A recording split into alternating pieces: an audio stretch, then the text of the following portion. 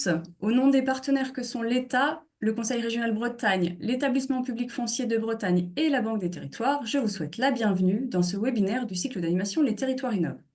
Alors, ce cycle d'animation s'adresse aux collectivités bretonnes et aux acteurs qui les accompagnent dans leurs projets en faveur du dynamisme des centres-bourgs et centres-villes dans une perspective de sobriété foncière. Et justement, à la confluence des enjeux de sobriété foncière, de préservation de la biodiversité, de lutte et d'adaptation au changement climatique, d'amélioration de l'offre de logement, de renforcement du dynamisme des centralités et de préservation de la qualité des sols se trouvent les friches urbaines. Ce sont des espaces cruciaux pour permettre de reconstruire la ville sur la ville. Mais chaque friche est unique et chaque projet réalisé sur une friche urbaine est spécifique. Ce sont donc des projets par nature complexes et nous avons donc tout intérêt à nourrir les nouveaux projets des expériences de ceux déjà réalisés. En effet, malheureusement, tous les projets d'aménagement envisagés sur une friche urbaine ne trouvent pas toujours une fin heureuse, ce qui veut dire un projet livré à ses usagers. Et l'un des écueils majeurs est celui de l'équilibre financier du projet qui permet de le rendre viable, ce malgré les incertitudes liées à l'histoire de la friche. C'est pourquoi en ce mois d'avril 2025, nous vous proposons un nouveau cycle court de décryptage de projets de renouvellement urbain sur friche portés par des collectivités bretonnes. Chacun de ces projets fera l'objet d'une présentation de celui-ci par son ou ses porteurs, puis nous ferons appel au regard de spécialistes du CEREMA pour nous présenter la chaîne des acteurs mobilisés dans ce projet, ainsi que le bilan financier commenté de cette opération. Et le premier projet que nous vous proposons donc aujourd'hui est coporté et coprésenté par une collectivité et un porteur de projet privé. Il s'agit du projet de l'îlot des Temples à Saint-Georges-de-Raintembault, une commune du département d'Ille-et-Vilaine. C'est un projet qui vise à améliorer l'offre de logement et de commerce en centre-bourg et, vous le verrez, cela dans un foncier tout en dentelle. Ce projet est également très intéressant dans la mesure où les interventions de la collectivité et du porteur privé sont complémentaires. Je remercie donc par avance nos témoins du jour, Marie-Claire Boucher, maire de Saint-Georges-de-Raintembault, Laurent Baron, le dirigeant de la SCI Baron-Beaufour, et Juliette Maître, directrice de projet au CEREMA et spécialiste du montage économique des projets d'aménagement. Voilà, j'espère que leurs témoignages vous permettront de nourrir vos projets territoriaux. Je vous laisse en compagnie de Margot Rapatron d'Auxilia Conseil qui animera ce webinaire et bien sûr, je vous souhaite à toutes et tous un bon webinaire. Merci beaucoup pour cette introduction qui nous donne envie d'en savoir plus sur le projet. Mais juste avant ça, on vous propose donc de passer au quiz. Alors, pour les personnes qui ont l'habitude, vous allez voir, et celles qui n'ont pas l'habitude, vous allez voir, c'est très simple. Une petite fenêtre va apparaître sur votre écran et vous aurez simplement à cliquer sur la bonne réponse. Alors, c'est parti avec la première question. Selon vous, à l'échelle de la France, à combien est estimé le besoin de logement par an? Est-ce qu'il est estimé à entre 80 000 et 130 000 nouveaux logements? Est-ce que c'est plutôt de l'ordre de 150 000 à 200 000 nouveaux logements? Ou bien est-ce que c'est plutôt 350 000 à 500 000 logements? Voilà, on vous laisse quelques secondes pour répondre. Et pour le moment, nous avons presque une égalité entre les deux dernières réponses. Vous hésitez donc entre 150 000, 200 000 et 350 000, 500 000. Eh bien, écoutez, nous allons mettre fin. Ah oui, égalité parfaite. Nous mettons fin au suspense et nous donnons la bonne réponse. La bonne réponse était donc la dernière. Euh, Aujourd'hui, donc hop, voilà, ça s'affiche sur votre écran. Voilà, la pression sur la production de logements, elle ne faiblit pas. Au contraire, le besoin est estimé à environ 350 000 à 500 000 logements par an. Donc, c'est des chiffres qui sont datés de 2023 et qui font la moyenne entre plusieurs études, des études de l'USH, de la Fédération des promoteurs immobiliers, de la Cour des comptes, etc. Et tout ça nous fait dire qu'en fait, notre société, elle évolue et sa manière d'habiter aussi. Et donc, les logements qui sont nouvellement produits doivent répondre à de nouveaux enjeux sociaux et sociétaux qui sont liés à l'évolution de nos modes de vie. Les évolutions principales de nos modes de vie, c'est surtout le vieillissement de la population, aussi la diminution de la taille des cellules familiales qui sont aujourd'hui liées en partie à la diminution de la natalité, mais aussi au fait qu'on ait des séparations de plus en plus nombreuses et donc une augmentation des familles monoparentales et des personnes qui vivent seules ou en couple et sans enfants. Aussi des évolutions qui ont fait suite au confinement, qui étaient liées au Covid, avec cette démocratisation du télétravail et finalement une prise de conscience aussi autour du fait qu'on a besoin d'espace dans notre logement et d'un rapport à la nature et un accès aux services de proximité qui est plus important. Voilà dans les grandes lignes. Je passe à la question suivante. Hop, alors que je ne vous montre pas la réponse avant. Hop, voilà. Alors, d'après vous, quelle part des logements de 2050 existe déjà aujourd'hui? Est-ce que c'est 30% des logements qui sont d'ores et déjà construits et qui existeront en 2050? Est-ce que c'est 50%? Ou bien est-ce que c'est 80%? Alors, vous êtes un petit peu plus mitigé sur cette question. On a des réponses sur 30%, 50% et 80%. C'est quasiment égal, mais une légère majorité quand même pour 80%. Et vous êtes très très fort puisque 80% était en effet la bonne réponse. Voilà, donc ça c'est une estimation qui est issue des travaux autour du prix de l'urbanisme en 2022 et qui sont issus des cahiers de capitalisation du programme engagé pour la qualité du logement de demain et qui nous rappelle que donc 80% des logements de 2050 existent déjà aujourd'hui. Et ce qui est important à retenir aussi dans ce chiffre, c'est que finalement, une infime minorité de ces logements est adaptée aux évolutions climatiques et aux conditions climatiques qui sont attendues à horizon 2050. Il y a certains risques, ce qu'on appelle des aléas climatiques, qui avaient déjà été identifiés ces dernières années, notamment le risque canicule, avec des logements qui sont largement ventilés et climatisés. Mais on a d'autres aléas climatiques qui vont s'intensifier et apparaître au cours des prochaines années, les précipitations intenses, les inondations, les risques de sécheresse, de retrait-gonflement des argiles, etc., qui se présentent sur notre territoire et qui représentent aussi de nouveaux enjeux à prendre en compte dès aujourd'hui et qui demandent de penser aussi nos logements avec un prisme climatique. Voilà. Et une toute dernière question avant de passer à la suite. D'après vous, les coûts de remise en état des friches à vocation résidentielle sont-ils plus élevés que les autres projets sur friche? Sont-ils moins élevés que les autres projets sur friche ou ont-ils un coût similaire aux autres projets sur friche?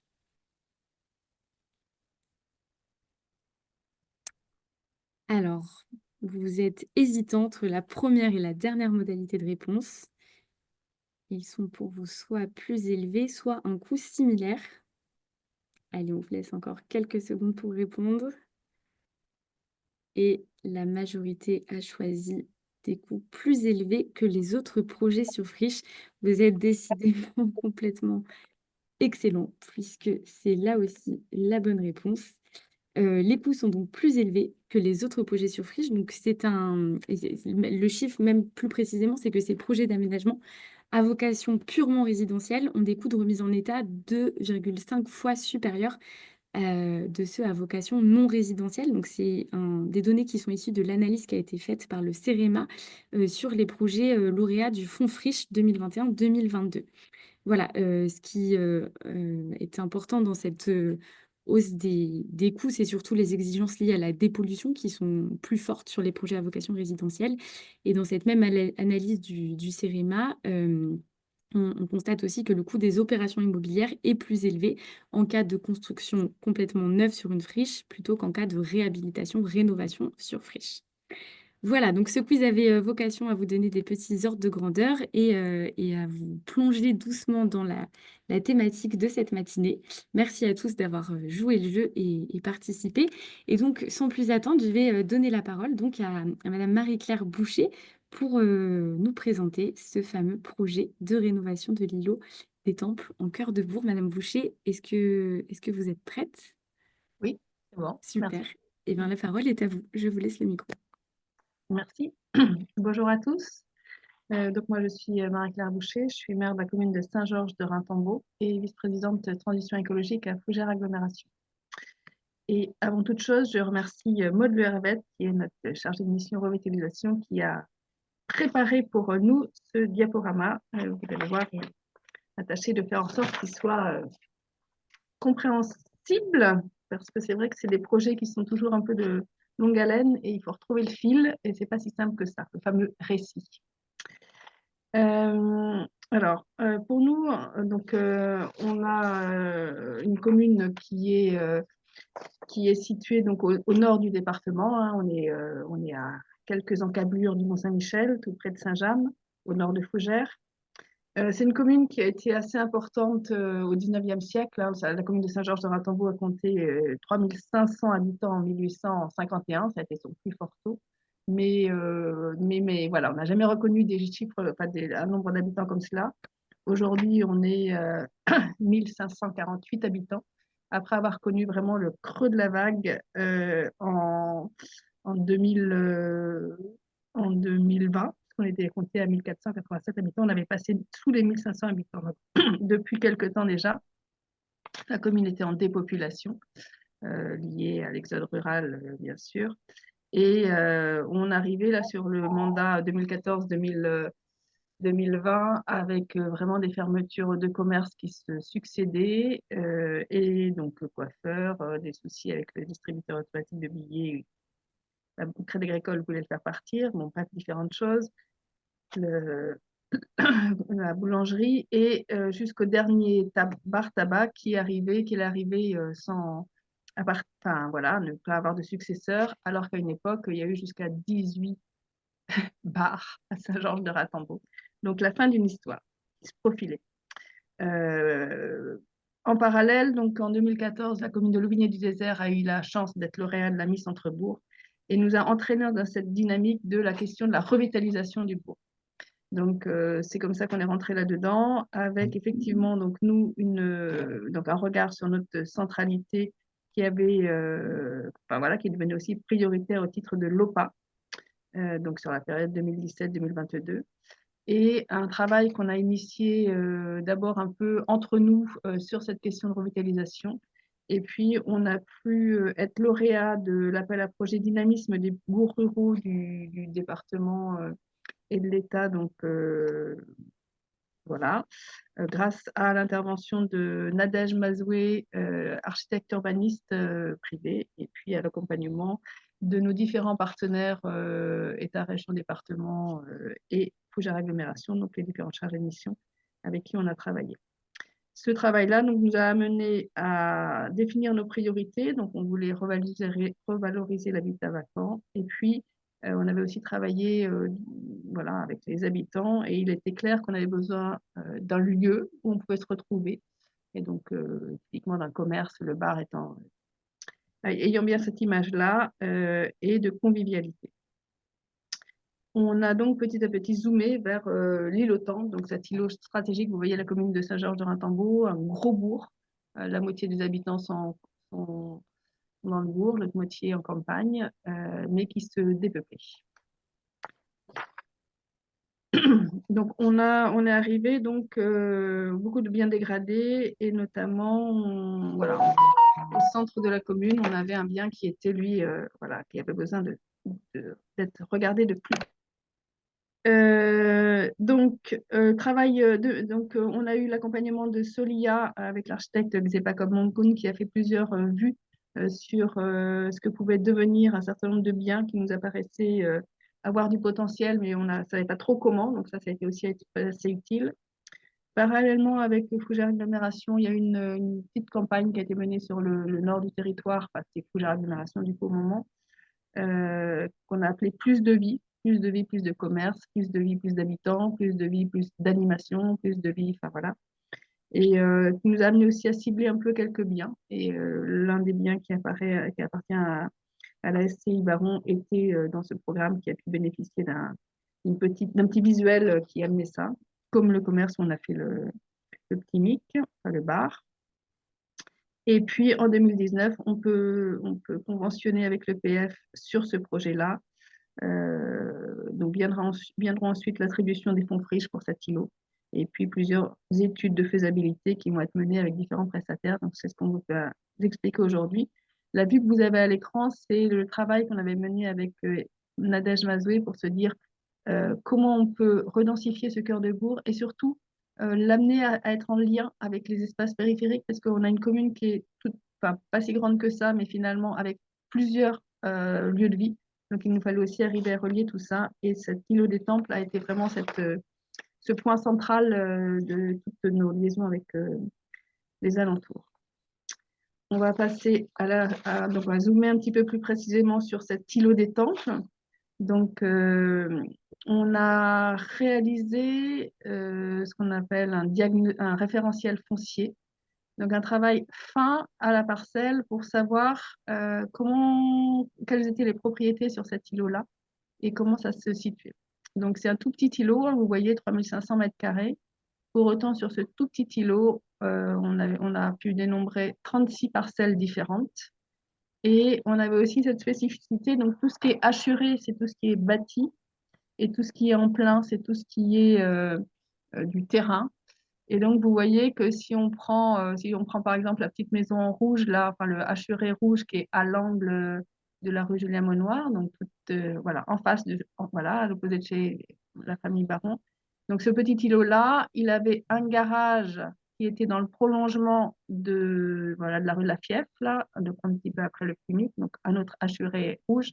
Et en plein cœur d'îlot, vous avez un petit terrain qui, lui, est rouge aussi, et le jardin était là, quoi.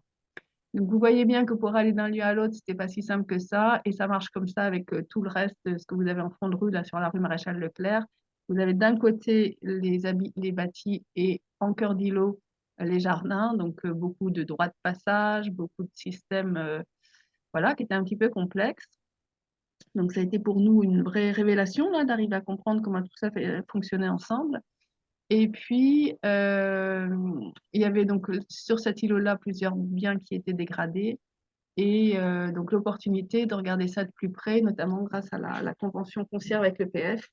Et puis, donc France Domaine qui a pu aussi venir faire une estimation des biens. Une fois, parallèlement à cette connaissance du foncier du territoire, donc Nadège Mazoué a travaillé avec nous pour une esquisse de ce bien-là, en se disant ça pourrait être quoi le devenir de ce lieu-là.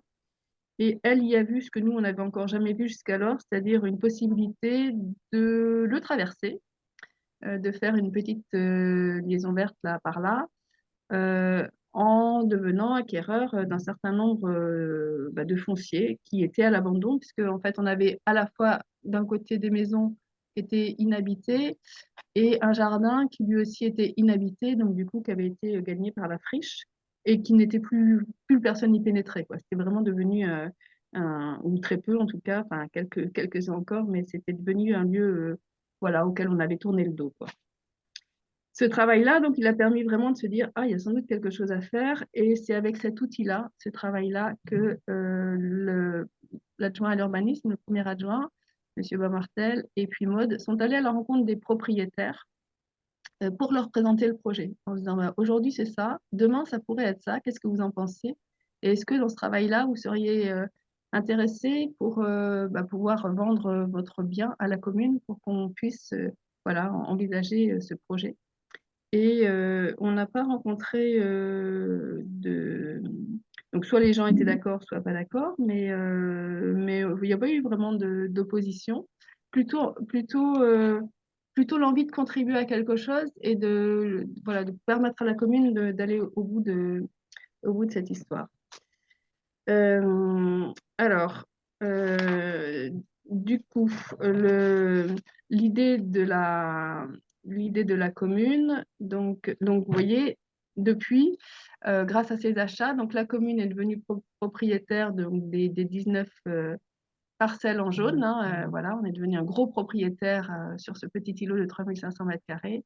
Et l'autre propriétaire essentiel, c'est la SCI Baron, qui a voilà, aujourd'hui tout ce qui est en orange, avec un système où on sait aussi, pour les besoins de nos projets respectifs, on a aussi acheté certains biens, revendu, enfin certaines parcelles, revendu des bouts de parcelles même, donc on a dû faire passer le géomètre parce qu'il y avait à redessiner aussi cet espace-là. Voilà, donc maintenir un lieu et surtout y installer pour nous le commerce, le commerce qu'on a appelé le petit Mic. On l'a repositionné là. Voilà, je vais vite parce que le temps tourne. La diapo d'après, elle permet de dire effectivement, voilà, ce commerce, donc, il va devenir, donc, le dernier commerce de la commune, le dernier bar va être acheté et va avoir par la suite 2 locations-gérances qui vont pouvoir se tenir entre 2019 et 2024. On va commencer notre 3e location-gérance à partir de juillet, puisque là, il y a eu un petit temps mort entre deux. Et ce lieu, ce café, enfin cet îlot, donc il a été transformé un peu en tiers-lieu paysager et ça a été assez apprécié. Un petit zoom sur le commerce, la diapo d'après, tac tac, encore après, encore après. Voilà. Ça va être, donc vous voyez le avant-après hein, entre les deux. Donc, dans un premier temps, on a fait faire les travaux en régie parce qu'il y avait une urgence à reprendre le fonds de commerce du Bréal des Sports. Donc, ça s'est fait en quelques mois, en 2019. Là, voilà, entre mars et au 1er octobre, donc la personne rentrait dans les lieux pour un an, le temps elle a pris sa retraite ensuite et a suivi donc au moment du confinement, là, des Rennais qui ont souhaité reprendre un bar commerce, enfin un bar et ce qui allait avec. Et puis finalement, ils ont arrêté en 2024. Voilà, et donc nous, on a dû faire avec un lieu qui s'est petit à petit élargi au gré des déconstructions. Donc on avait des garages qu'on a déconstruits, on a reconstruit sur les garages. Et le commerce est resté ouvert pendant toute cette période-là, ce qui n'était pas non plus une mince affaire. Et on a vraiment fait la jonction en tout dernier. On a profité une fois de 15 jours de vacances pour pouvoir faire les jonctions qui étaient nécessaires, puis on avait tout refermé pour qu'ils ne soient vraiment pas embêtés. Et on a pu livrer le lieu définitif avec extension en janvier 2024. Voilà. Et donc, pour le moment, il n'a pas encore fonctionné dans sa configuration restaurant. C'est ce qui va être fait à partir de juillet. Diapo suivante, donc c'est juste préciser aussi un petit peu cet îlot donc, qui était oui, bien vacant. Vous voyez l'état. Donc, on avait eu en 2014 un incendie dans la maison là, qui est pointée avec un rond noir là, sur le schéma. C'est resté longtemps compliqué, succession compliquée. Donc, c'est là que le PF a eu une vraie plus-value à aller solutionner ce problème. Sur le reste, c'est vrai qu'on avait sollicité un peu largement OPF, mais finalement, comme nos procédures se sont bien passées, on n'a pas eu besoin de faire appel à leurs négociations. Voilà. Donc aujourd'hui, hein, la dernière chose qui a été faite, bon là c'est encore présenté comme étant en travaux, mais on a finalisé la dernière percée. Donc là aujourd'hui, notre îlot est fini dans l'îlot paysager est fini dans sa configuration et fonctionne bien. Hein. Il y a vraiment, les gens se l'approprient bien. C'est un lieu un petit peu à part en plein cœur de Bourg, c'est très apprécié. On continue. Donc voilà, le travail a été fait avec l'association Bivouac, qui est un groupement de paysagistes qui permettent du coup par leur formule de pouvoir faire des démarches participatives. Et on a fonctionné sur 4 saisons, on a construit ça avec les habitants. Donc le mobilier, la transformation, l'évolution du jardin et puis les services techniques municipaux qui ont été aussi d'une grande aide. Donc c'est un lieu qui reste aujourd'hui avec une démarche participative, puisqu'on a on a un petit jardin partagé qui est animé par un de nos habitants qui a cette compétence-là. On continue. Voilà, donc du coup l'habitat, il nous reste aujourd'hui donc les 2 maisons là qui sont qui est sur la diapo. Donc celle du bas là avec tout en rouge, celle-ci on va la vendre. Elle est mise à vente 65 000 €. Et puis, donc, dès qu'on a racheté tout à l'EPF, ce qui devrait être fait au mois d'avril, et celle qui est présentée avec des volets verts, là, aujourd'hui, elle arrive vraiment au cœur d'îlot. Et même si il avait été imaginé un temps de pouvoir en faire un lieu privé, on a bien vu qu'il valait mieux que ce soit un lieu collectif et public, vu sa situation. Et nous pouvons être partout. On a esquissé 2-3 projets, mais pour le moment, ça n'a pas abouti. Donc, ça reste comme ça, mais c'est plutôt, enfin, c'est une maison aussi qui est intéressante. Donc, on avait, bah oui, voilà, donc ça, il précise un petit peu, effectivement. Donc, on avait regardé pour y faire soit un lieu artistique avec hébergement. Bon, à voir. Ça reste en suspens à faire à suivre. Alors, ouais, bonjour à toutes et à tous. Donc Laurent Baron, moi je suis le dirigeant de la SCI Baron Beaufour, c'est une société civile immobilière familiale. On a participé à ce projet-là parce que du coup on est issu du territoire, comme vous l'avez bien compris. C'était des biens de famille qui étaient plus habités depuis 7, 8 ans, 10 ans, dont l'ancien lieu de travail et d'activité de mon papa qui était artisan, électricien, plombier, chauffagiste et qui exploitait le grand bâtiment qu'on voit atelier de stockage. L'autre, la partie, la maison avec les pavés, enfin le dallage devant, là, c'était notre maison d'habitation, là où on est né.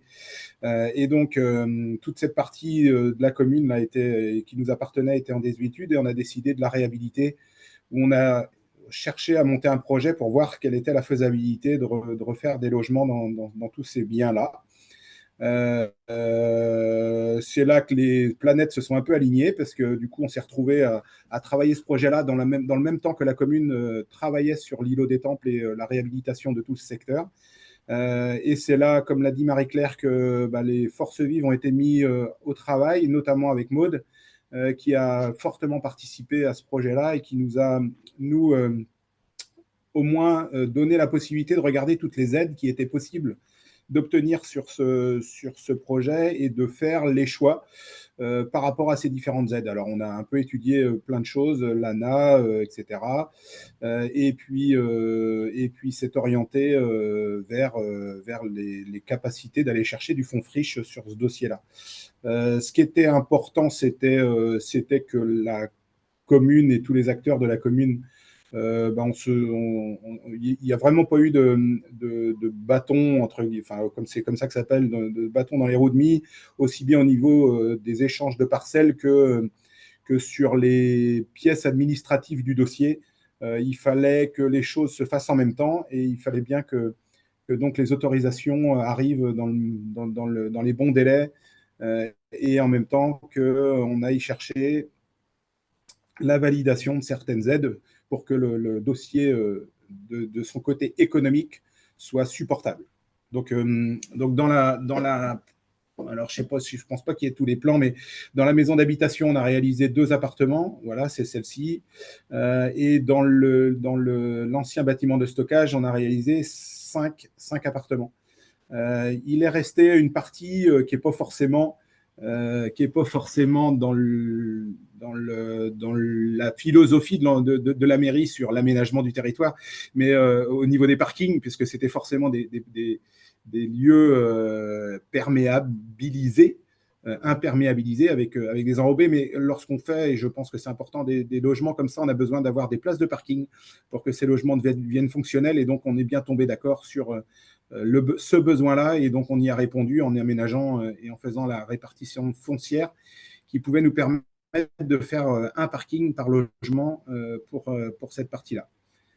Donc voilà, nous, forcément très attachés au territoire parce qu'on y vit. Il n'y avait pas forcément un grand rendement économique à ce niveau-là, mais par contre, une vraie fierté d'avoir réussi à faire ça et de sans doute transmettre un patrimoine un peu plus joli que ça ne l'était à l'époque. Voilà, c'est un peu ce que j'avais à dire.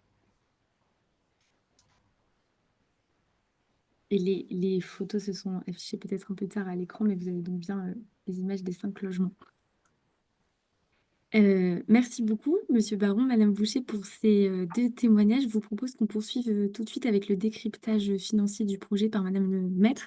Et puis, on prendra ensuite un petit temps d'échange et de questions-réponses. Et donc, à ce sujet, n'hésitez pas à réagir dans le fil de discussion. On vous Merci, donne donc la Margot. parole. Voilà, c'est Ouais, parti. c'est bon, vous m'entendez? Voilà. Impeccable. Alors, voilà, je te laisse avancer. Voilà, donc pour ce petit décryptage qu'on fait maintenant sur ces webinaires sur le coût du renouvellement urbain, déjà un peu bien reclarifier pour tout le monde les acteurs qui sont intervenus. Donc, effectivement, un peu par rapport à un schéma classique, on a un ou des propriétaires qui vont vendre à un aménageur puis à des opérateurs. Là, tu peux passer. Voilà, on va décrypter clairement. Hop, celui d'abord. Voilà. Ce qui s'est passé, voilà, vous avez compris que c'était un projet qui était très articulé avec la commune qui avait du terrain, qui en a acquis, qui en a même échangé avec la SCI pour le faire, avec un appui de l'EPF sur certains secteurs. Donc voilà, tout un travail déjà sur le On foncier. n'échange pas hein, des terrains, on les vend et on les achète, on ne veut pas échanger. Oui, c'est un abus de langage. C'est une forme d'échange, vous vous êtes arrangé. C'est pas Voilà, un on s'est échange arrangé. au sens, on va dire, Mm, un échange commercial malgré tout. Voilà. En c'est tout ça. cas, vous êtes mis d'accord. C'est ça. Voilà, avec chacun sur vos parcelles intéressées. Donc voilà, malgré tout, cette question du foncier, on a vu que c'était un gros sujet hein, sur un cœur d'îlot comme celui-là, avec autant de propriétés et en plus de propriétés morcelées, vous l'avez bien montré. Et puis ensuite, on a deux acteurs qui travaillent clairement en parallèle, avec la commune sur le volet commerce, sur le café qui nous a été montré, sur le volet cœur d'îlot, espace vert, et puis la SCI de son côté qui a pris en charge la remise en état d'un certain nombre de bâtis. Et on a bien vu, donc ça permet à la fois aux habitants de la commune de profiter d'un espace vert, d'avoir un locataire, un gérant pour le bas, des futurs locataires aussi, je pense, pour les logements du haut que vous avez au-dessus du café et pour la SI. Et puis, on a vu qu'en plus, le projet n'était pas complètement fini. Là, on se voit aujourd'hui. Rendez-vous encore pour les dernières maisons qui se passent. Alors, c'est vrai qu'on est sur un projet un peu complexe en décryptage pour cette petite commune avec voilà, un projet qui fonctionne quand tous ces acteurs travaillent ensemble et avec un certain nombre de maîtrises d'œuvre qui appuient peut avancer. Donc, en termes de bilan, voilà, on va vous donner quelques éléments pour comprendre comment ça se passe. Alors, classiquement, on est soit dans une logique aménagement ici, avec voilà, des dépenses pour aménager, des recettes, on vend du terrain à bâtir. Là, on est sur un projet qui est un peu mixte, tu peux avancer, puisqu'on est plutôt entre autres, dans un bilan immobilier, je vais vous le montrer, ou en tout cas pour la SCI, ça permettra de commencer à lancer les réponses. Eh ben, pour M. Baron, il y a des coûts d'études, il y a des coûts de foncier. Vous aviez certains bâtis qui vous appartenaient, mais vous en avez acquis certains, des travaux de construction ou de réhabilitation, et puis un certain nombre de frais. Et en face, eh ben, vous, dans le cas de ce projet-là, vous avez des loyers sur un certain temps d'amortissement sur lequel on va revenir puisque c'est une question. Donc, tu peux avancer, Margot. Voilà. Et donc, voilà, d'habitude, on a des bilans qui s'intercalent. On aura plus ça pour le prochain qu'on verra. Là, aujourd'hui, on a moins de logique aménageur-promoteur, mais on a plus une logique mixte pour la commune. Tu peux passer, on va regarder directement le bilan de la commune. En fait, c'est un bilan qui ressemble pas à ceux qu'on a d'habitude, puisqu'en fait, ça mélange un peu des éléments d'aménagement et d'immobilier. Donc, la commune, elle a quand même une action foncière non négligeable. Hein. Il y a plus de 200 000 euros d'acquisition foncière, quand même, il faut le noter, des études, des travaux liés au jardin, dont il nous a montré, qui au final, du fait de l'implication que vous avez eue et de vos services et de la population, c'est pas ça qui coûte le plus cher. Quand même des travaux d'aménagement, et notamment dans les travaux, on a aussi les travaux de remise en état du parc. Donc c'est un peu la complexité dans un projet aussi intriqué, c'est qu'on a à la fois des coûts d'aménagement et des coûts de réhabilitation. Donc c'est pour ça que sur ce projet-là, on ne peut pas forcément donner de ratio spécifique. Et puis, vous voyez en face, pour la commune, on a d'un côté un certain nombre de subventions qui ont été touchées, de la région, ça a été dit, de la DSIL, du fonds Friche, et puis pour financer le projet, des fonds propres et un prêt, et puis ce que vous aurez à terme, puisque je crois qu'il n'est pas encore loué, vous aurez des recettes, mais quand on voit le montant en face, vous n'allez pas couvrir tout de suite si déjà ça vous aide à rembourser votre emprunt. Je pense que ça permettra, voilà, ça ne permettra pas de compenser l'ensemble des dépenses, notamment pour l'espace public. Donc ça, c'est le bilan côté collectivité. Je ne sais pas si vous vouliez réagir, Madame Boucher. Oui, les recettes pour le bar-restaurant, elles sont déjà connues. Hein. On a fait un loyer progressif qui démarre à 480 euros en juillet. Au bout de 6 mois, c'est 640 euros. Et ensuite, le loyer mensuel, il est à 800 euros hors taxe, hein, tout ça, avec la réévaluation annuelle. Mais vous voyez bien qu'il nous faudra, j'ai plus 96 ans, je crois, pour... Oui, c'est ça. Donc, Voilà. ça peut-être va vous rembourser un peu votre emprunt. Ça vous paiera pour... Oui, c'est ça. Voilà. Si déjà ça vous rembourse vos emprunts, c'est déjà une opération. Mais il participe en tout cas. Et il participe. Voilà. Ça n'en fait pas une opération blanche. C'est aussi pour ça qu'il y a eu ces aides, mais voilà, il y a quand même un loyer. Et puis, si tu peux passer à la suivante. Donc, côté SCI, donc ça a été dit, hein, voilà, un coût aussi de foncier pour vous, Monsieur Baron, sans compter le foncier que vous aviez déjà dans votre famille depuis longtemps, des travaux de réhabilitation. Alors, voilà. Et puis, en face, vous allez toucher des loyers. Donc, voilà, en bas, on voit les loyers qui sont perçus. Vous aviez fait, voilà, quand vous avez testé entre ce que nous permettaient les loyers qu'on peut avoir avec le fonds Friche, les loyers maximum avec l'ANA. Donc, vous avez plutôt utilisé, avec l'aide de la chef de projet PVB, de percevoir l'aide du fonds Friche, voilà, avec des loyers mais qui vont vous permettre, voilà, quand on regarde sur les loyers, parce que quelqu'un demandait, dans le cadre du fonds Friche, on prend les loyers sur 20 ans, en fait. Avec un taux d'actualisation, avec ces loyers-là, voilà, il vous reste encore un peu de fonds propres à mettre de votre côté pour que cette opération soit équilibrée, voilà, pour vous. Effectivement, là, on est sur l'entrée financière. On ne tient pas compte du fait que vous gardez un patrimoine qui, comme vous l'avez dit, en plus est en meilleur état qu'avant que vous interveniez. Et donc, si on passe à la diapo suivante, voilà. Donc, en fait, quand on regarde, c'est toujours intéressant de regarder par rapport au marché. Alors déjà, une chose intéressante, c'est que, y compris dans un territoire comme le vôtre, en gros, il n'y a pas d'offre en locatif, en fait. Il y a un besoin, je pense, qui est clairement avéré, puisque vous avez loué tout de suite, monsieur le baron. Mais aujourd'hui, voilà, quelqu'un qui cherche, qui vient s'installer sur le territoire, qui décohabite, qui divorce, qui a besoin d'un logement locatif, en fait, il n'y a pas d'offre. Et dans des communes comme la vôtre, c'est un vrai sujet de trouver des gens pour venir investir et permettre d'avoir cette offre locative qui correspond réellement à un besoin.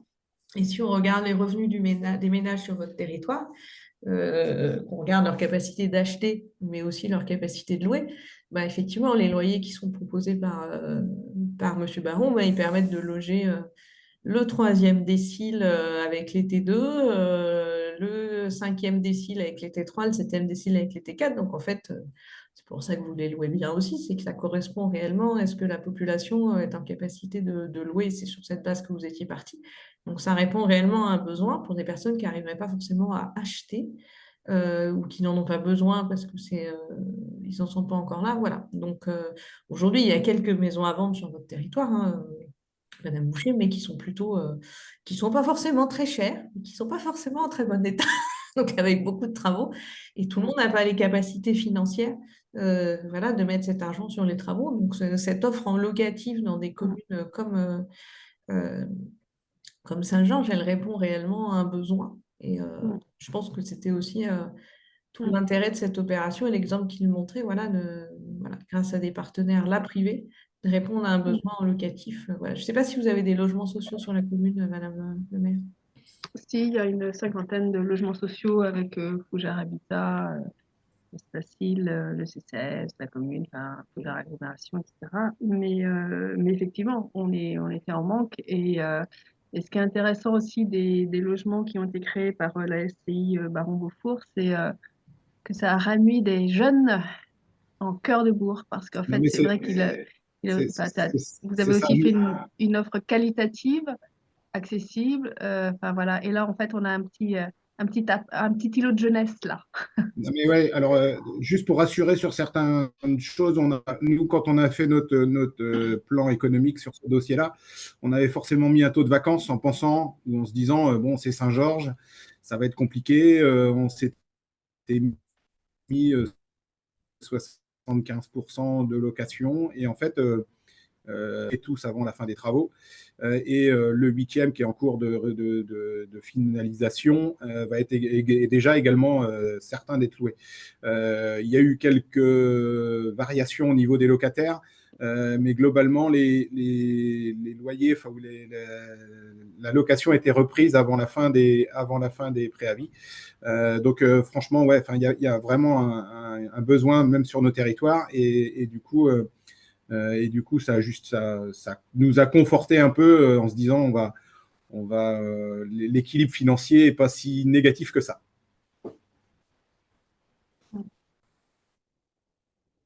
Je pense que c'était ma dernière diapo, Margot.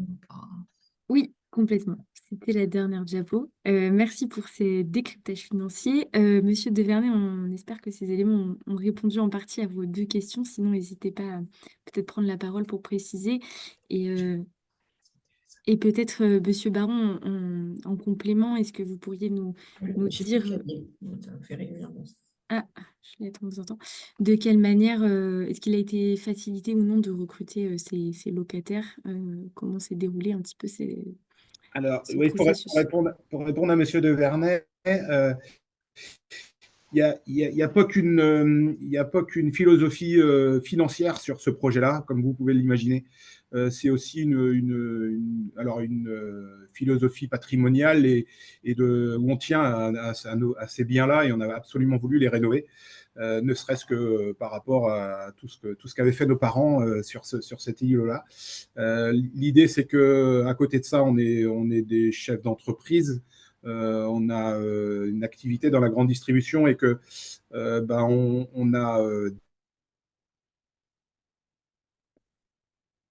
décidé d'y investir d'accepter potentiellement ce déficit pour conserver un patrimoine en bon état. Voilà, c'est aussi ça. Mais donc le délai d'amortissement, le délai d'amortissement, il est bien sur 20 ans si on prend et si on garde ce rythme de loyer là. Merci beaucoup. Et une autre question dans la continuité, toujours de Monsieur Devernay. Est-ce que la SCI serait partante pour porter d'autres projets sur la commune? Alors aujourd'hui, alors on y va doucement quand même parce que ça reste des coûts non négligeables. La SCI, elle a aussi une autre vocation professionnelle. Donc là, c'était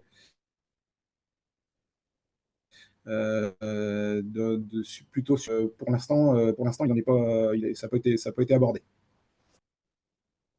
Merci pour les éléments de réponse. Et peut-être dans la continuité, une autre question qu'on aimerait vous poser, c'est est-ce que finalement la dynamique que vous avez enclenchée, elle a suscité d'autres initiatives similaires? Est-ce que d'autres personnes seraient aujourd'hui dans votre cas et auraient décidé de réinvestir ces terrains? Eh bien oui, c'est vrai que en fait, il y a eu une Alors, initiative publique à un moment donné qui a pu, enfin voilà, qui s'est combinée à l'initiative privée sur l'îlot, mais juste de l'autre côté de l'îlot, il y a aussi une grande famille de la commune qui avait aussi, des biens qui sont en train de réhabiliter de la même façon, qui vont aussi donner lieu à location et avec aussi une qualité architecturale qui est intéressante. Et il faut savoir qu'en 2014, hein, ce secteur-là, pour nous, c'était plein cœur de bourg. C'était vraiment un secteur sinistré et ce qu'on appelle les points noirs, quoi. Alors qu'il y a même un collège privé qui est ici, enfin qui est installé depuis des décennies. Mais c'était vraiment un lieu qui était, on n'en parlait pas, enfin on n'en parlait pas. C'était pas un lieu, voilà, qui était vraiment qualitatif. Et c'est vrai que 1 plus 1, enfin voilà, ça a vraiment eu des effets d'entraînement. Il y avait aussi le fameux collège Le Bocage qui était à l'abandon depuis des années, qui a finalement trouvé acquisition auprès d'un privé qui développe un projet personnel autour du street art, etc. Enfin, en tout cas, il y a eu toute une dynamique sur ce secteur-là qui vraiment a été entraînante pour plein de choses, quoi. Donc oui, ça a vraiment été une belle, enfin, voilà, une belle trajectoire. Il n'est pas terminé, une dynamique donc. Tout à fait. Une autre question pour vous, Madame le maire, est-ce que la commune possède un label patrimonial? Eh ben, on est commune du patrimoine rural de Bretagne, là, CPRB. On va être réévalué là au mois de mai cette année. Et ça nous a aussi, enfin, voilà, c'est des choses qu'on a aussi, en fait, avec ce patrimoine, avec ce label-là, tout notre aménagement Îlot des Temples, enfin, on a vraiment pu remettre en valeur nos petits murets, redonner, enfin, voilà, redonner aussi des éléments, avoir des éléments patrimoniaux.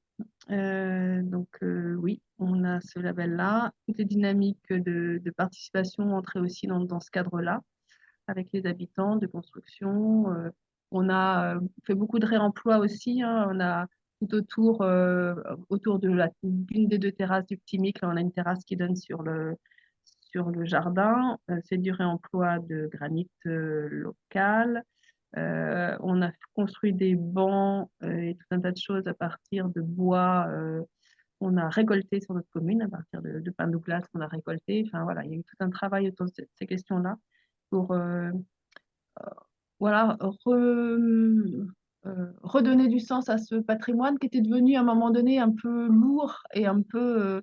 Enfin, c'était plus une charge enfin, il y avait plus ce regard comme quoi c'était quelque chose d'un peu lourd et un peu. Enfin, voilà, derrière nous, hein, qui nous donnait un peu de poids à l'héritage. Et je trouve qu'on a réussi à s'alléger de ce poids pour plutôt en faire quelque chose de vivant. Et puis voilà, vous voyez, hein, on n'a pas non plus nous tout reconstruit en matériaux historiques, mais là où on a pu aussi garder ces traces-là, on l'a fait, y compris à l'intérieur du Petit Mic. On a une petite voûte en pierre qui a été reconstruite par un maçon. Enfin voilà, on a des choses qui ont pu garder du lien entre hier et aujourd'hui. Euh, alors, merci pour ces éléments de réponse. Alors, on a vraiment plein de questions qui nous arrivent. Je vais les prendre dans l'ordre. Tac, tac, tac. Alors, est-ce que à l'occasion donc, du redécoupage parcellaire et des procédures d'acquisition, vous avez rencontré des problèmes de succession dans les rachats, ou est-ce que c'est plutôt des voilà, négociations à l'amiable, procédures particulières? Est-ce que vous pouvez nous en dire un peu plus? Ouais. Bah, globalement, tout s'est bien passé. Après, oui, il y a eu des petites choses qui auraient pu, bon, notamment au moment de rachat de maison plus garage, à un moment donné, on a failli se retrouver à acheter quelque chose où il y avait encore un locataire à l'intérieur. Enfin, c'était des trucs quasi glauques, hein, qui auraient pu un peu mal tourner. Mais bon, voilà, on avait quand même un peu la chance avec nous pour arriver à déjouer ces différentes choses-là. Mais non, vraiment, au niveau des propriétaires, il y a eu une vraie écoute du projet. Après, ben, il y a certains aussi à qui le projet n'a pas convenu, hein. Il y a aussi, par exemple, il y a un départ d'une locataire parce qu'elle ne se retrouvait pas du tout là-dedans et elle est partie ailleurs, mais c'était son choix. On a même un habitant qui était enfin, voilà, qui n'avait pas d'intérêt pour lui à reprendre un bout de jardin. Et ben, il nous l'a vendu à l'euro symbolique. Donc, bon, voilà, il y a eu différentes formes, quand d'autres nous l'ont vendu plutôt à un prix fort. Bon, les choses étaient comme ça. Et ce qui était aussi un peu complexe, c'est que c'était tellement, tellement découpé que on se dit, enfin, on a regardé notre plan et notre cadastre mille et une fois en disant, mais est-ce qu'il nous manque un bout? Et effectivement, à un moment donné, on a failli passer à côté d'un petit bout qui aurait pu rester propriété privée en plein cœur d'îlot. Enfin, ça, c'était la partie la plus complexe parce que l'histoire était là et voilà, c'était un petit peu. On a d'autres îlots sur la commune où si on s'y attaque, ça sera un peu la même affaire, mais bon, c'est comme ça, c'est toujours comme ça, hein. Et puis, à un moment donné aussi, une notaire notamment, qui n'a pas été très aidante et qui nous a plutôt cafouillé les trucs qu'autre chose, mais bon, voilà, aujourd'hui, tout est rentré dans l'ordre. Très bien. Et oui, sinon, la commune est aussi adhérente Bruded. Je suis vice-présidente Bruded en Ille-et-Vilaine et enfin, si vous allez regarder les fiches Bruded, il y a plusieurs fiches sur la commune. Une toute dernière qui vient d'être faite avec la fin de conception enfin, de la mise le fait que le Petit Mix soit maintenant complètement rénové et dans l'attente d'ailleurs de l'ouverture de notre commerce là qui va retrouver un couple de restaurateurs à partir de juillet, on a organisé ce qu'on appelait des cafés éphémères pour faire vivre aussi le lieu. Oui, et merci à Juliette Maître qui a diffusé dans le fil de discussion donc En direct. l'article Bruded. Alors, une autre question peut-être dans le cadre de cette coopération, articulation publique-privée, est-ce que les projets se sont inscrits finalement dans une même ambition architecturale et environnementale? Peut-être faire écho à ce que vous disiez juste avant aussi sur le choix des matériaux, etc. On n'avait pas tout à fait les mêmes objectifs, hein. Enfin, voilà, donc on a discuté notamment avec Laurent sur le permis de construire à un moment. Mais voilà, il y a aussi, on avait des logiques un peu différentes aussi. Et, et puis, bon, voilà, il y a les regards se forment aussi, les matériaux c'est pareil, je pense que, je sais pas Laurent, si vous utilisez vous, des écomatériaux dans d'autres, dans vos pratiques régulières peut-être? Oui, oui, non, ça arrive plutôt régulièrement. Après, sur ce dossier-là, c'est ce qu'on avait échangé avec la mairie de Saint-Georges, c'était que les contraintes financières étaient déjà assez fortes, assez lourdes et pas forcément très positives, et que sur certains choix, ben, on les a fait forcément en fonction de ça. Euh, on pourrait, parce qu'il y a une question qui dit quels sont les conseils qu'on pourrait donner à une commune si elle voulait rentrer dans cette démarche-là. Alors moi, je pense que il y a deux, trois choses. La première, c'est de bien cibler le lieu ou Périmètre. le site de Mm. la commune ouais, voilà, qui doit en même temps, et pour être certain que tout le monde ait la même vision. Et puis, sur les potentiels investisseurs privés, eh ben, parce que je pense que ça a été rencontré au niveau de la commune, c'est que il y a des défaillances des établissements bancaires quelquefois qui ne permettent pas ce genre d'investissement. Alors, nous, je pense que ce qui s'est passé, c'est que notre activité à côté professionnelle nous donne donne une certaine garantie auprès des établissements bancaires et de nos partenaires bancaires, ce qui a facilité ce dossier. Maintenant, Marie-Claire pourrait vous dire que sur d'autres cas, malgré des projets qui paraissent très intéressants, ces établissements bancaires-là ne sont pas forcément favorables. Ben, typiquement, oui, on en a parlé récemment, mais c'est vrai que il y a eu d'autres velléités de pouvoir. Il y avait une personne qui avait un projet de résidence senior en plein cœur de bourg. Enfin voilà, il faut quand même savoir. Enfin, nous on regarde ça aujourd'hui et c'est vrai que tu dis, oh bah en fait c'est simple. Il y a des maisons, il y a un terrain, on vend, on achète et on fait. Voilà. Bon, je dois quand même vous dire que quand on s'est lancé là-dedans, on savait pas trop où on allait. On savait pas comment les gens allaient réagir, on savait pas ce qu'on allait trouver. Enfin, c'était quand même un peu l'aventure et c'est aussi les aides publiques ont aussi l'avantage de pouvoir nous permettre de tenter l'aventure, mais il fallait quand même être un petit peu foufou, et un peu peut-être, enfin voilà, on voyait loin, mais bon, on a quand même eu la chance à être quand même avec nous. Et on avait quand même à cette époque-là, on avait quasiment des rues entières à vendre, quoi. On avait la rue Jean-Janvier et la rue Maréchal Leclerc, c'était des panneaux à vendre partout. Et dans ce moment-là, se dire qu'on va pouvoir lancer un truc comme ça et que ça va marcher, bon, faut y croire, hein. Faut croire un peu au Père Noël quand même, hein. Mais voilà, et effectivement, et Saint-Georges a souffert et souffre encore d'une image d'une commune en désuétude. Enfin voilà, ça n'a pas beaucoup bougé. Ici, il ne passe rien, il n'y a rien à faire. Enfin voilà, on n'est pas nous, on est à quelques 10 km de la 84, mais c'est déjà trop loin. On est à 70 km de Rennes, mais c'est déjà trop loin. On n'a pas de zone d'activité, ou une toute petite zone, mais voilà, enfin, une zone industrielle, on n'a pas. Donc voilà, une commune rurale qui pouvait passer pour un peu endormie. Pour autant, une commune rurale endormie en Ille-et-Vilaine, c'est une commune 3 fois plus dynamique que ce qu'on peut trouver en Creuse ou en je sais pas où. Enfin, voilà, dans des régions où on a quand même si c'est que 1500 habitants, c'est quand même 1500 habitants et par rapport à plein d'autres territoires, on passe pour une grosse commune, quoi. Donc, cette image-là, elle est quand même très compliquée et vraiment, oui, il y a des conseillers bancaires qui vont plutôt voilà, dire si vous avez un investissement à faire, pas Saint-Georges, quoi. Enfin, allez ailleurs. Enfin, Saint-Georges, alors que il y a quand même des choses qui se passent.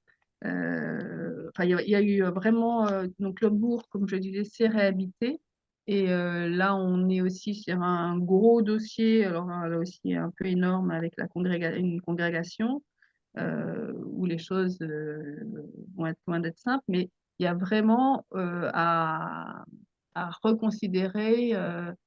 Enfin, nous, nos communes, on n'a pas, enfin, spontanément, là, moi, d'ailleurs, j'ai interrogé Fougères Habitat, donc le bailleur social, s'ils étaient acheteurs de la petite maison qui est à l'angle, la petite maison qui avait des bolets rouges, surtout pas, quoi. Enfin, je veux dire, déjà, les bailleurs sociaux rénover, c'est pas trop leur truc, mais rénover en milieu rural, encore moins, quoi. Donc, de toute façon, c'est bien que, enfin, si nous, on n'a pas l'initiative, il n'y en aura pas. Donc, nous, nos habitants, et c'est vrai que là, les deux grandes familles dont on parle, là, qui ont investi sur leurs biens plutôt oui, parce qu'ils sont attachés à leur commune, plutôt que pour faire une vraie opération financière. Si ACI Baron voulait gagner plus de sous, elle est mieux qu'ils aillent investir à Rennes, hein, ça aurait été plus rentable. Enfin, voilà. Alors je te coupe, Marie-Claire, parce que faut pas dresser un portrait trop négatif au dossier. C'est-à-dire que, effectivement, lorsqu'on a monté le projet, ça paraissait un peu compliqué. Sauf qu'aujourd'hui, si les choses continuent à fonctionner comme elles fonctionnent aujourd'hui, c'est pas en 20 ans qu'on va l'amortir, c'est en 15 ans. Et là, ça devient clairement un projet immobilier tout à fait correct et rentable. Donc, moi, à partir du moment où on va chercher les 90 000 euros d'aide qui nous sont alloués, et là, ça vient. Effectivement, c'était pas simple. Effectivement, il faut être courageux. Il faut mettre les bonnes personnes autour de la table, mais à la fin, moi, je suis persuadé, et la preuve, c'est que ça a déclenché chez nos voisins également l'envie de le faire, et il ne fait pas non plus pour les beaux yeux de la commune. Il y a, il y a un vrai intérêt quand même à avoir ce patrimoine-là de qualité rénové, qui à la fin aura, effectivement, on ne retrouve pas la totalité dans nos loyers, mais il y aura une valeur résiduelle qui est non négligeable à tous ces biens-là. Donc nous, en tant qu'investisseurs, on met cette quote-part dans notre dossier de financement et dans notre dossier d'investissement. C'est-à-dire qu'à la fin, on ne met jamais la valeur des biens dans tout le versement des loyers, mais il est là quand même. Donc non, faut surtout dresser un portrait assez positif du dossier, parce que alors il faut être courageux, il faut y croire, mais on a finalement des belles surprises à la fin. Oser. Et sur le sujet des aides que vous évoquiez, est-ce que vous accepteriez de nous en dire un mot, peut-être savoir si cette coopération privée-publique elle a été facilitante ou non pour aller recourir à des subventions? Alors, en ce qui me concerne, ouais, par rapport à toutes ces recherches d'aide, encore une fois, Maud est intervenue fortement sur le dossier et nous a facilité la chose en remplissant tout le dossier administratif qui est à remplir. C'est un peu logique, il est pas simple. Maintenant, il est sans doute à mon goût un peu trop compliqué, mais voilà, il n'y a forcément pas de blanche à montrer pour aller chercher ce genre de subvention. Mais s'il n'y a pas une personne comme Maud un peu au fait de ces dossiers-là, c'est pour même pour un particulier ou un investisseur comme nous, ça restait un peu compliqué. Donc, il y a la deuxième partie maintenant, c'est-à-dire qu'il faut amener, pour le versement de cette subvention et cette aide, il faut amener tous les justificatifs. Maintenant, bon, il n'y a pas trop de doute, on les a. Mais encore une fois, heureusement qu'il y a une personne, et c'est là aussi peut-être en conseil, pour les communes susceptibles de faire ce genre de projet, il faut avoir ce genre de personne capable de répondre à ces besoins-là. S'il y a un investisseur privé qui souhaite investir, ou même si la commune, parce que je pense que c'était un peu la même chose, pour la commune, il fallait également l'intervention technique d'une personne comme Maud. C'est ce qu'on appelle l'ingénierie de projet, hein, y compris l'ingénierie financière aussi. Enfin, nous, on n'a pas ces personnes-là dans notre commune. Donc, effectivement, avoir un poste qui est mutualisé comme ça et qui peut être mis à disposition. Alors là, en plus, c'est aussi bien, du coup, il y a un appui. C'est une toute petite part de son travail, mais c'est vrai que Maud l'a fait là aussi pour le privé, pour aussi que les choses puissent aboutir. Donc, c'est essentiel. Et pour info, notre demande sur la partie fonds friche était de 110 000 euros sur notre dossier, et on a obtenu 85. Je crois, enfin, j'ai plus ça exactement en tête, mais peut-être que Juliette j'ai plus tout le dossier précis, mais je pense que c'était à peu près ça. Et merci Nathalie de préciser donc, que Maud Lehervé est chef de projet Petite Ville de demain Fougères Agglomération. Et si vous êtes là, Maud, on vous invite évidemment à prendre la parole et à partager aussi votre point de vue. Oui, nous on a l'impression que tout le monde la connaît, tellement elle nous est familière. Mais les gens viennent de loin pour vous entendre et ne vous connaissent pas. Une autre question peut-être par rapport à donc, le bilan que vous dressiez juste avant sur le taux de vacances actuel au sein du bourg. Est-ce que vous avez des données assez récentes sur le centre-bourg? Bah, des données, non, je ne vais pas avoir là sur les signaux faibles d'initiative ou enfin, voilà, potentiel développement économique. Mais par contre, ce qu'on voit vraiment, c'est que nous, notre bourse est réhabilitée. Ça se voit notamment au fait qu'il n'y a plus de place de parking.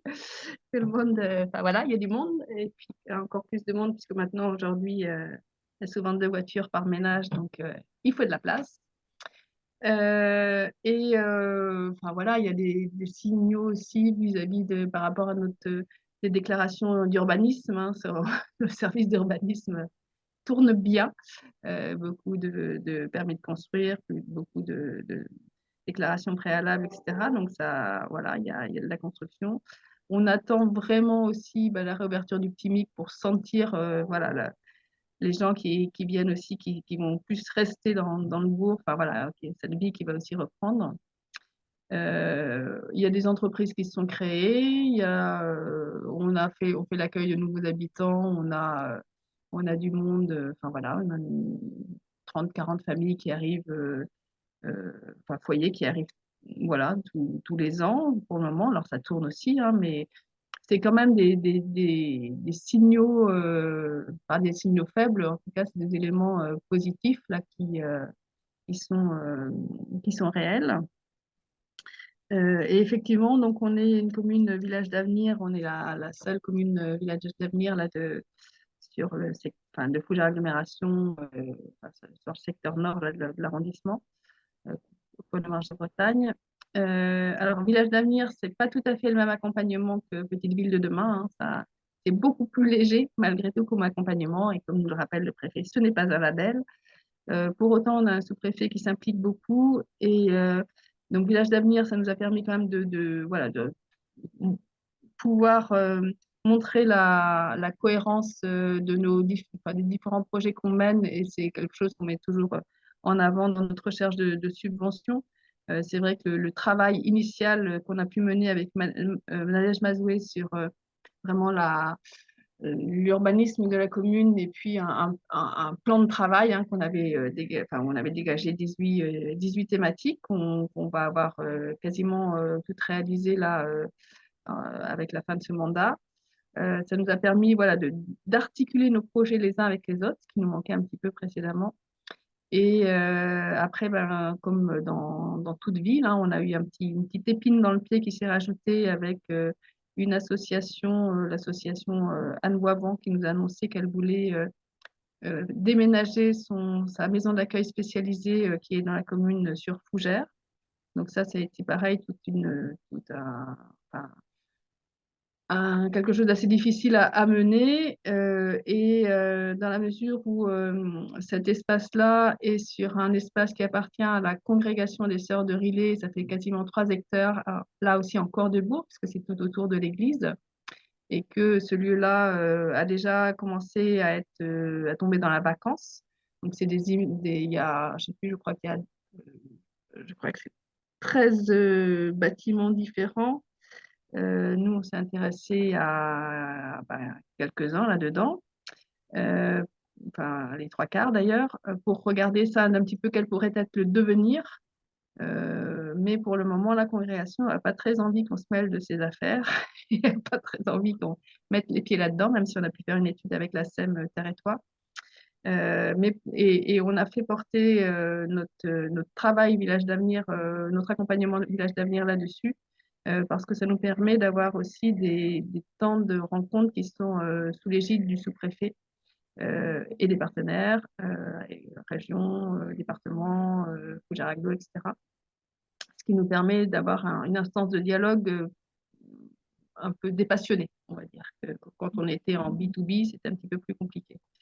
Donc voilà, donc tout ça pour dire que la revitalisation de la commune, ce n'est pas fini, c'est encore un vaste chantier et ce qui peut nous attendre avec cet espace-là, c'est d'une autre envergure, hein. Si on passe de 3500 mètres carrés à 3 hectares, c'est un peu autre chose. Et puis là, enfin voilà, il y a là juste une petite estimation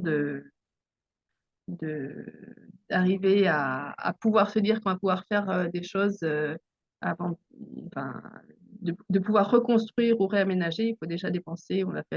Il y a un petit estimatif à 800 000 euros. Donc, voilà, c'est déjà une petite, on est sur du lourd.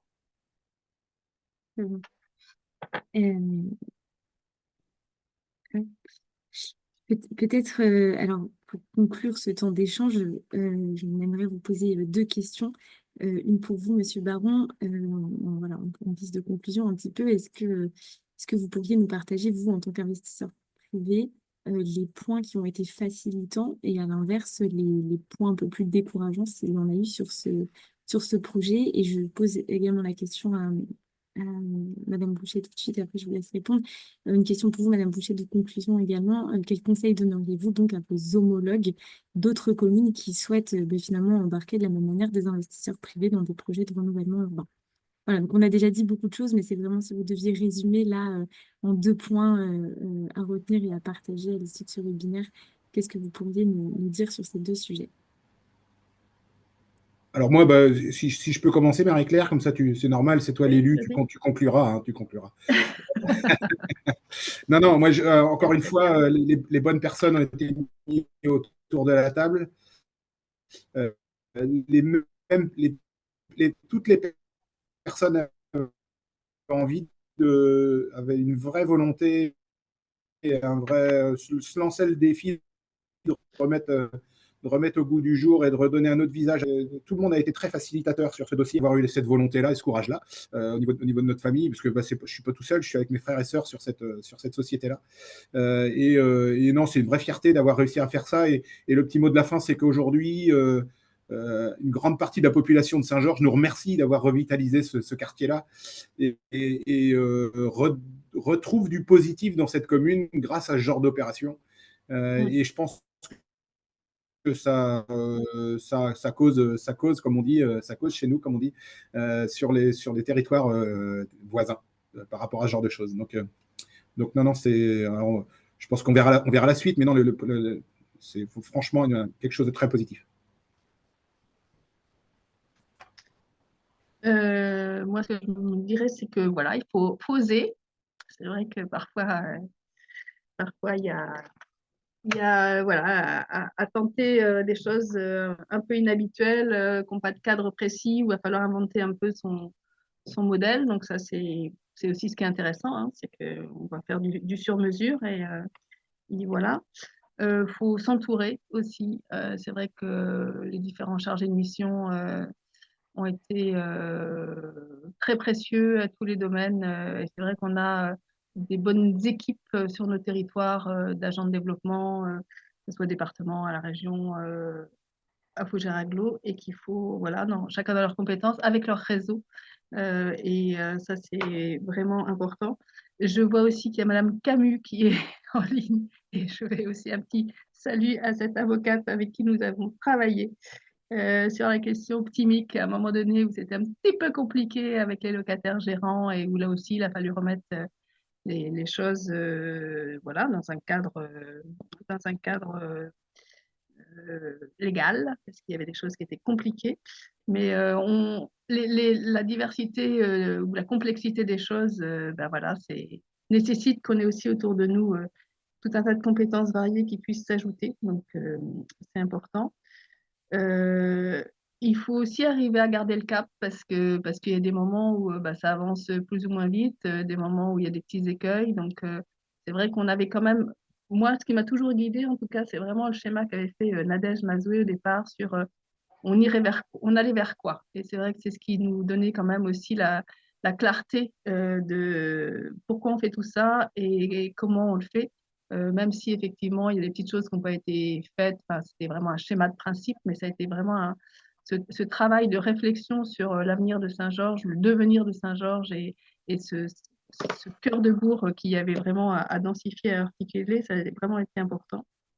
Et puis, on a vraiment échangé aussi, enfin, on a associé les habitants toutes les fois où on a pu sur des réflexions, dans des travaux, parce que c'est vrai qu'il y a aussi des gens qui vont être plutôt dans le projet, dans le papier, dans le plan, et puis d'autres qui vont être plutôt sur pouvoir aussi participer concrètement à ces réalisations-là. Donc, on a un petit journal communal, on avait toujours une page, on a toujours une page sur la revitalisation du cœur de bourg. Et les gens utilisent aussi d'ailleurs ces mots-là. Enfin, ça leur parle aujourd'hui, c'est intéressant. Et comme le disait Laurent, hein, c'est vrai que moi je trouve aussi que la perception des habitants par eux-mêmes, enfin, effectivement, il y a une espèce de fierté qui est retrouvée, parce qu'à un moment donné, c'était un peu plus en berne. Et voilà, je m'appuie souvent. Ça fait deux années de suite qu'effectivement, au vœu, je parle d'être un village d'avenir, enfin, puisqu'on a eu enfin, alors, ce qui n'est pas une labellisation, mais cette appellation village d'avenir, et ben, moi, enfin, je trouve que ces mots-là, pour Saint-Georges, ça correspond vraiment bien, parce qu'on a tous ensemble, là, privé, public, habitants, etc., on a pu faire un petit pas vers demain, en intégrant aussi, hein, vous voyez, alors ça n'a peut-être pas apparu vraiment beaucoup là-dessus, mais autour aussi de cet îlot-là, toutes les questions d'imperméabilisation aussi, enfin de désimperméabilisation de nos voiries, on a commencé à travailler tout ça sur le stationnement. Effectivement, l'îlot des Temples, on avait à un moment donné envisagé une traversée un petit peu plus en stabilisé, ou chose comme ça, voire bitume. Bon, ça a été supprimé, on est resté totalement en jardin. Et puis autour, là, il y a aussi des choses qui se travaillent en termes d'aménagement pour notamment du stationnement, parce que voilà, nous, on est une commune rurale, donc il y a encore beaucoup de voitures dans nos communes, et il faut aussi ne pas leur laisser toute la place, mais leur laisser quand même une place. Donc, c'est aussi ce qu'on travaille. Donc non, je voulais juste répondre sur les marqueurs économiques fiables sur la commune. Je voulais juste rapporter cette donnée-là. On ne peut pas forcément mesurer tous les bienfaits d'un projet comme celui-là facilement. En tout cas, moi, je suis aussi un acteur économique, commercial sur la commune. Et là, je peux vous assurer que si au moins ça a stabilisé l'activité commerciale, et notamment du petit centre commercial qui est pas négligeable et qui est très important sur cette petite commune, aussi bien au niveau de la boulangerie que de la petite supérette, et sans doute aussi bien au niveau de la pharmacie et du centre médical, etc., sur le petit bourg. Eh bien, merci beaucoup pour le partage de ces éléments de conclusion, pour cette prise de hauteur. Vraiment, merci d'avoir accordé ce moment d'échange et d'avoir partagé avec beaucoup de transparence tous les éléments liés au projet. C'était très, très riche, hein. Les participants vous remercient et vous félicitent pour ce retour d'expérience. Ce projet utile et passionnant. Et une dernière précision dans le fil des discussions vous apportées par la DREAL Bretagne, donc au sujet des subventions, hein, qui ont été accordées au projet. Donc voilà, vous pourrez retrouver ces éléments de détail dans le fil des discussions. Écoutez, s'il n'y a plus de questions, voilà, que des bravos et des Merci, Maître remercie. Camus. Je vois le petit mot. Voilà, en effet, c'était vraiment très riche. Donc, encore un grand merci vraiment pour avoir pris ce temps ce matin dans le webinaire Les Territoires Innovent. Je ne me lance pas dans une conclusion de tout ce que vous avez dit, parce qu'il y a beaucoup de choses et que c'était très clair. Mais en revanche, je donne la parole peut-être à Nathalie Chargy pour le mot de clôture et pour vous indiquer aussi où retrouver l'ensemble des ressources. Merci Margot. Alors, merci à tous pour vos témoignages et pour l'animation. Je pense que c'était un moment riche d'échanges, c'était qualitatif, vous avez usé de transparence et c'était vraiment intéressant pour pouvoir permettre à d'autres de se lancer dans des projets. En tout cas, j'espère que c'est le cas, que votre expérience aura inspiré les uns et les autres. Donc, merci beaucoup à chacun d'entre vous. Pour retrouver les ressources du cycle Les Territoires Innovent, Margot, sur la diapo suivante, s'il vous plaît.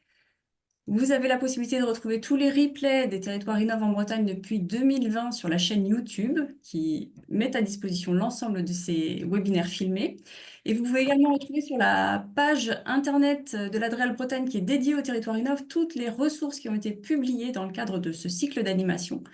Les liens vers les replays, bien sûr, mais également les supports de présentation et surtout les fiches de capitalisation qui sont réalisées pour chacune des rencontres, vous permettant de retrouver l'essentiel des informations échangées. Et puis, c'est la petite nouveauté, si vous voulez suivre les activités, vous pouvez vous inscrire au Territoire Innovent en Bretagne en utilisant le QR code qui s'affiche à l'écran. De cette manière, vous recevrez les informations si vous ne les avez pas déjà, mais normalement, si vous êtes avec nous aujourd'hui, c'est que c'est déjà le cas. Sur les prochaines rencontres, la diapo suivante, s'il te plaît. Merci Margot. Donc, nous vous proposons 2 cycles qui sont imbriqués en avril. Donc, celui qu'on vient d'évoquer aujourd'hui sur le renouvellement urbain sur friche, qui aura un deuxième rendez-vous le vendredi 25 avril matin avec le projet des Rives du Gouessant à Lamballe, un ancien garage Renault, intéressant également comme projet à partager avec vous.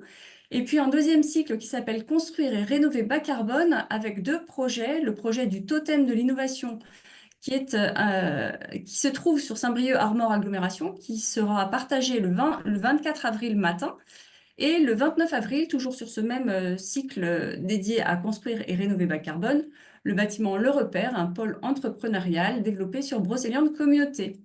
Voilà, je vous souhaite à toutes et tous une bonne fin de matinée et j'espère vous retrouver bientôt sur les territoires Innov en Bretagne. Merci à tous.